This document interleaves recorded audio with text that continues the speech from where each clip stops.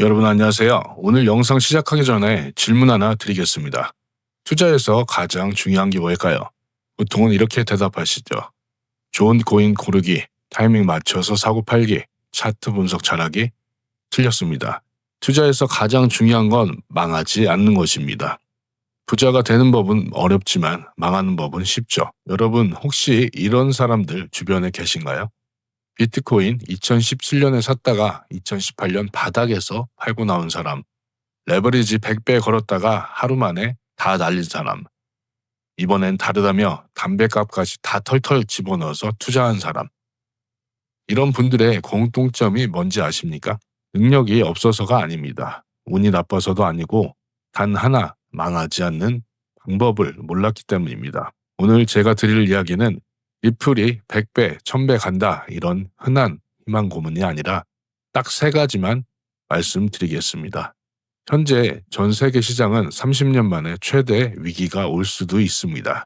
그리고 그에 대한 근거에 대해서 말씀드릴 것이고 그 위기 속에서 XRP 장기 투자자인 저와 여러분들은 어떤 식으로 행동해야 되는 건지 그리고 어떻게 준비해야 되는지 이 세 가지를 말씀드릴 건데 제대로 이해하시면 여러분은 다음 6개월, 1년 동안 남들이 패닉에 빠질 때 여유롭게 웃으실 수 있습니다. 여기서 질문 하나 드리겠습니다. 여러분, 평소에 일기예보에서 강수 확률이 몇 퍼센트일 때 우산을 챙기시나요? 보통 4, 50%만 돼도 비 맞을까봐 꼭 챙기시죠? 맞습니다. 근데 말씀드릴게요. 지금 전 세계 금융시장은 폭풍 후 올 확률이 80%입니다. 그런데도 우산 안 챙기고 계신 분들이 너무 많아요. 여러분 혹시 이거 아십니까? 전 세계에서 30년 동안 공짜로 돈을 빌려준 나라가 있습니다. 어디일까요? 바로 일본입니다. 금리가 0%, 심지어 마이너스였으니까요. 빌리는 사람이 오히려 돈을 받는 구조였어요. 그럼 여기서 똑똑한 사람들은 뭘 했을까요? 간단합니다. 일본에서 거의 공짜로 엔화를 빌립니다. 이것도 능력이겠죠. 그걸 달러로 바꿉니다. 그리고 미국 국채 같은 안전 자산에 넣습니다. 차익을 챙깁니다. 이게 바로 엔캐리 트레이드죠. 여러분, 개구리 삶는 법 혹시 아시나요? 처음부터 끓는 물에 넣으면 개구리가 팔딱팔딱 뛰어나가겠죠?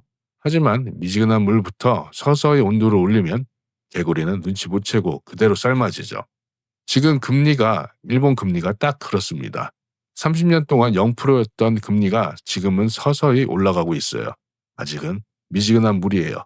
하지만 어느 순간 임계점이 다다랐을 때 이 트리거가 터지게 되면 모두가 한꺼번에 한 출구로 달려나갈 겁니다. 그때는 어떻게 될까요? 우리는 이미 맛보기를 했습니다. 기억하십니까? 2024년 8월 일본이 금리를 딱 25bpm 내렸을 때, 아니 올렸을 때 겨우 25bpm을 올렸는데 무슨 일이 일어났죠? S&P 500이 하루 만에 13%가 폭락했습니다. 비트코인, 리플 다 같이 두들겨 맞았죠. 그런데 그때는 아직 맛보기였어요. 진짜는 아직 안 왔습니다. 그럼 진짜는 언제 올까요? 그 답은 중동에 있습니다. 여기서 질문 하나 드려볼게요. 전 세계 석유의 몇 퍼센트가 단 하나의 해협을 통과하는지 아세요? 무려 30% 이상입니다. 그 해협은 바로 호르무즈 해협입니다. 그런데 지금 이란과 이스라엘이 바로 그 해협 근처에서 싸우고 있죠? 만약 이 해협이 막히면 전 세계 석유 공급이 30% 즉각 차단이 돼요. 유가 폭등하겠죠. 휘발유값 2배 이상 상승할 거고 전 세계 물가가 동반 폭등할 거예요. 안 그래도 오늘 주유를 하는데 1,800원 가까이 되더라고요. 저희 지역은. 이렇게 피부로 와닿고 있습니다. 그럼 일본은 어쩔 수 없이 금리를 훨씬 더 공격적으로 올릴 수밖에 없습니다. 그 순간 30년 동안 쌓인 이 엔캐리 트레이드가 한꺼번에 청산되기 시작할 겁니다. 모든 자산이 폭락할 거예요. 전 세계 모든 자산이 한꺼번에 폭락할 건데 주식, 채권, 금, 부동산, 비트코인, 당연히 리플까지 이런 전체 자산군이 거의 재평가가 올 수 있습니다. 여러분 지금 이렇게 생각하시죠? 야 그럼 우리 망하는 거 아니냐? 아니면 네 대피셜 아니냐? 아닙니다. 오히려 이때부터가 시작입니다. 저도 똑같이 준비하고 있습니다. 제가 모든 자산은 다시 재평가될 거라, 폭락할 거라 말씀드렸죠. 하지만 제가 XRP를 안 팔고 계속 매집량을 늘려나고 있는, 보유량을 늘리고 있는 이유가 있습니다. 그냥 제가 입에 발린 소리를 하는 게 아닙니다. 제 전 재산의 70%가 XRP에 들어가 있습니다. 이전 제 영상에서 저는 XRP를 한번 정리했다고 했죠. 이번에 2.1달러 부근에서 전부 모든 코인을 다 팔고 XRP로 갈아탔습니다. 제 미래가 XRP에 있다고 해도 과언이 아닙니다. 실제로 XRP를 중심으로 자산 관리를, 이번에 포트폴리오를 다시 만들었고, 자, 이런 건 제가 말씀만 드리는 게 아니라 제 리플 투자 가족방에 다 공유하고 시드까지 공개를 해드리고 있습니다. 그런데 제가 왜 유튜브에서 이런 이야기까지 하는지 아세요? 솔직히 말씀드리면 이 정도 깊이의 정보는 유튜브 영상 하나로는 절대 다 전달을 못합니다. 매일 바뀌는 일본 금리 데이터, 실시간 전쟁 뉴스, XRP 차트 세력들의 움직임, 여러분들의 질문에 대한 피드백, 이 모든 게 영상으로는 담을 수가 없습니다. 그래서 제가 만든 게 리플 투자 가족방입니다. 100% 무료입니다. 제가 매일 분석하는 리플 데이터, 긴급 속보 세력들 동향, 기술적 차트 분석, 여러분이 가장 먼저 받아보실 수 있습니다. 제가 왜 무료로 배포하는지 아십니까? 주변에서 코인으로 힘들어하시는 분들을 너무 많이 봤습니다. 그런 분들 한두 분 같이 함께 하다가 보니 이 투자방 가족들이 늘어났고, 그러면서 저 또한 인사이트를 많이 얻고 있습니다. 그래서 이름도 리플 투자 가족방으로 만든 것이고, 가족처럼 함께 가고 싶습니다. 참여하고 싶으신 분들은 영상 하단 고정 댓글 링크 클릭하시고 바로 합류하시기 바랍니다. 100% 무료예요. 그럼 본론으로 돌아가서 왜 저는 XRP를 투자를 했을까요? 비트코인이 아니고 왜 XRP일까요? 암호화폐 투자자 10명 중 9명이 이렇게 말합니다. 투자는 무조건 비트코인이지. 틀렸습니다. 아니, 정확히 말하면 이제는 틀릴 겁니다. 혹시 이거 아세요? 미국에서 증권이 아니다 라는 법원 판결을 받은 코인이 단 하나밖에 없다는 거. 바로 XRP죠. 다들 아시다시피 2023년 긴 소송 끝에 미국 법원은 이렇게 판결했죠. 이게 얼마나 중요한 건지 아십니까? 여러분, 주식을 투자할 때 무언가를 기준으로 보십니까? 자산 규모는 기본이죠. 그리고 당연히 법적 테두리 안에 있어야 되잖아요. 코인도 똑같습니다. 코인을 선택할 때는 다른 것보다 법적 안정성을 먼저 보셔야 합니다. 지금 미국 시장에서는 비트코인, 솔라나, XRP가 거의 유일하게 안정성을 확보하고 있죠. 그럼 만약에 전 세계 금융시장이 폭락해서 은행, 기관, 정부가 긴급하게 유동성을 공급해야 한다면 어떤 코인을 쓸까요? 당연히 이 테두리 안에 있는 코인 중에 XRP를 쓸 가능성이 매우 높습니다. 그에 대한 근거는 XRP는 이미 은행권과 정부의 레일을 깔아놨습니다. 여러분, KTX 타려면 먼저 뭐가 있어야 될까요? 맞습니다. 선로가 먼저 깔려 있어야 기차가 가겠죠. 아무리 좋은 기차가 있어도 선로가 없으면 못 달리잖아요. XRP는 레저를 통해 이미 선로를 구축해놨습니다. DTCC, 미국 증권 청산 기관, R3, 글로벌 은행, 연합, 블록체인, 나스닥, 실시간 결제 시스템, 이 모든 곳에서 XRP와 XRP 레저가 이미 연결되어 있습니다. XRP 장점은 일단 속도죠. 비트코인은 10분에서 1시간씩 걸립니다. 쓸 수가 없죠. 그러니 그냥 디지털 금으로 남아있을 것이고, 자, 수수료는 거의 무료죠. 이더리움은 엄청 비싸요, 수수료가. 그리고 신뢰성, 10년 넘게 한 번도 해킹 당한 적이 없습니다. 그러니 전 세계 은행들이 XRP를 쓰려고 하는 것이죠. 그리고 여러분들이 모르는 곳에서 장외 거래가 발치고 있습니다. 여러분이 업비트 빗썸에서 XRP 사고 팔 때 그게 전부라고 생각하십니까? 아닙니다. 여러분이 모르는 곳에서 훨씬 더 큰 거래가 벌어지고 있습니다. 바로 그게 OTC 장외 거래죠. 여러분, 2020년 코로나 초기에 마스크 또 휴지 사재기 할 때 그때 뭐가 제일 무서웠죠? 내가 사려고 줄도 서고 다 했는데 이미 동이 났다 이거잖아요.